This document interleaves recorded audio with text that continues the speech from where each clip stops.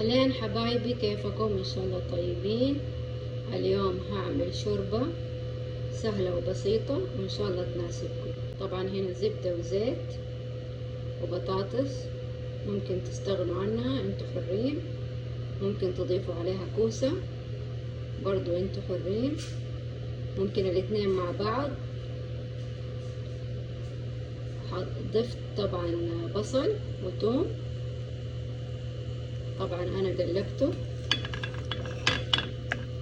خليه بس شوية يتسبك البصل، وحضيف عليه المكون الثاني.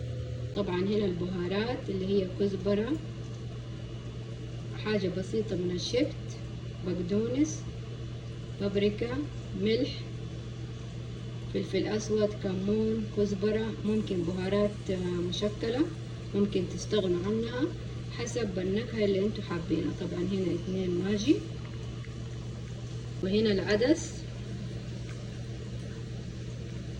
ابو جبة، وعدس اسمر، او انتوا ايش حابين اسماءه. طبعا كل دولة لها اسم معين ليه، نحن نسميه عدس ابو جبة. طبعا منقوع لي 2 ساعة، طبعا بموية فايرة، ممكن الموية هذه ما نكبها ولا نستغنى عنها. حليب بودرة ممكن سائل مع نص ملعقة نشا.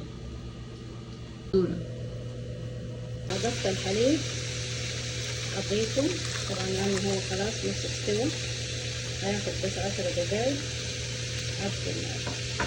شوربة سهلة وبسيطة. حاجة إن النار تكون منخفضة، ما تكون عالية عشان لا ينحرق. لا ننسى عشان فيها نشا. هنقلب كده باستمرار.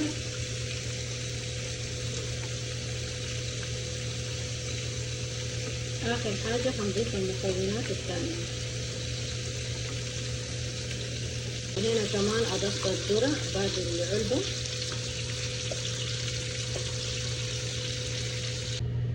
أضفت البهارات، هبدأ أقلبه كمان. سهل وبسيط، شوربة سهلة وبسيطة. هي أهم شيء العدس، يا تفوروه في موية يا تنقعوه زي ما أنا عملته بموية حارة، كله اختياري.